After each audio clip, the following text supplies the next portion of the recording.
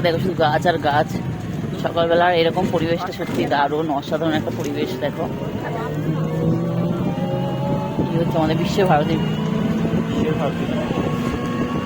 কি বিশ্বভারতী, বিশ্বভারতী বাচ্চাদের ক্লাস হয়। দেখো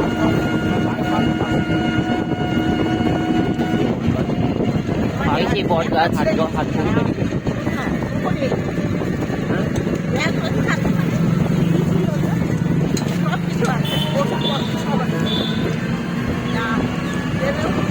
হ্যাঁ।